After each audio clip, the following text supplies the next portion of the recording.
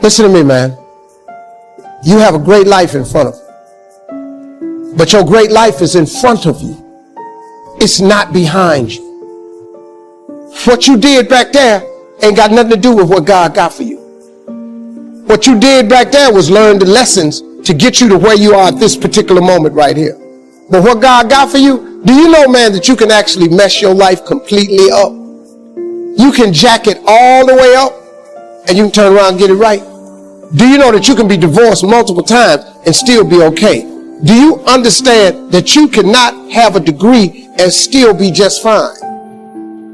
You want to know how I know? Because I'm telling you what I know. I lost everything twice. I don't know if you've ever lost everything before, but I've been bottomed out twice. I done seen rock bottom 2 times. I've been through some walls up in here, man. I'm just trying to tell you, man, God is really with you. Matter of fact, write a book on how to make it without God. Because I want to read it. I want to read the first page. And then I want to read the last page because there ain't going to be but 2. God is in the forgiving business. You can make all the mistakes you want to make or think you shouldn't make. God is in the get it together business.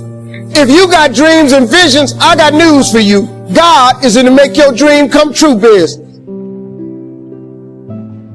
And you can listen to me and tell that I'm not a perfect person. I have my flaws. I am a flawed human being. But guess what? You are too. You ain't got it all together. I dare you to say you do. I make a lot of money, man. But guess what? I ain't got it all together. I'm hurting, man. Everybody tripping through something. Everybody, I don't care who you are. You're going through something. But if you got God, you can make it. I'm just telling you this little piece of information. I don't see most of y'all most of the time. So you're sitting here, you're kind of looking at me a little bit odd. Why Steve talking like this stuff? I'm just trying to put you on game. Because let me tell you, all y'all want to be successful. And you want to be happy, but you got to get there. It's a shortcut to getting there. The shortcut to getting there is the relationship with God. If you try it without it, you're going to fail miserably. You're going to sink, man. It's going to be ugly for you. Identify your gift and get busy with it. God gave all of you a gift. Identify your gift. It is the thing that you do the absolute best with the least amount of effort. That's your gift. Get busy at that. He put that gift inside of you. He didn't hide it under a rock or put it under the mountain or put it on the mountain somewhere. He put the gift in you. If when the alarm clock goes off in the morning and you ain't happy about it, you ain't doing what you want to do. See, you fighting upstream. You're going against what God created you for. If your job makes you sick to go to, if you're unhappy with waking up to go to where you got to go, it's because you ain't living in your gift. Some people are born to be teachers, caregivers, nurses, babysitters. Those are gifts, you know what I mean? If you're living in your gift, you cool. It's just if you ain't. Telling jokes was a gift. They're just not just running, jumping. If you paint, you should be painting. If babysitting is what you really do, you should be babysitting. You doing anything. If you fix cars, you work with your hands. You're supposed to be working with your hands. You do anything else, when that alarm clock go off in the morning, you ain't gonna like it. Now, if you waking up, you going down there, they ain't paying you what you want. You hate your coworkers. You're down there, your boss has no business being your damn boss. See, that's what messed me up. I didn't know what I had was a gift when I was growing up. I just stayed in trouble. Because I just fired it off. My gift is I could take anything, any piece of information and transpose it into comedy immediately. I don't have to think. It just comes to me instantly. It's a gift. It's crazy. And when I was young, I didn't know how to control it. I just stayed in trouble. I would hate to die and never do the thing I was born to do. You should look into that before you mess around and check out of here. As a kid, you know, I didn't know, but my gift is that I found out later on. I have the ability to think extremely quick, and I can take any piece of information and transpose it into comedy immediately. That when you're a kid and you don't understand that, you get in a lot of trouble. You know, I didn't know what it was until I got older, that this was a gift, that it did make room for me, that I became a stand-up comedian, which started with a dream of mine, and it led to where I am today. It's a lot of stuff that happened in between there. But your gift is the thing that you do the absolute best with the least amount of effort. That's your God-given gift, and everybody has one, and God gives it to you at birth. You don't have to go anywhere to discover it. It's not in the water. It's not on the mountaintop. It ain't hid under a rock. Your God-given gift is instilled in you at birth. If you pursue that as opposed to your passion, there lies your greatest chance for success. The problem with people is we don't pursue our gift oftentimes. We try to go get an education and make it think that's going to get us somewhere, and then we try to pursue a passion. If you identify that gift, man, that gift is the thing that can make you great. I mean, it is what it is. You know, it's COVID. This is the first time that the entire world has had the exact same problem. I mean, we just have to deal with it. You know, it's not just happening for Americans. It's not just happening for the poor. Rich people catching it. You understand? This can attack anybody. So it's something we all got to pay attention to. A lot of people are looking at this the wrong way. There is a blessing in everything. Behind every moment of adversity in your life, there is a blessing and a lesson. Pain always leaves a gift.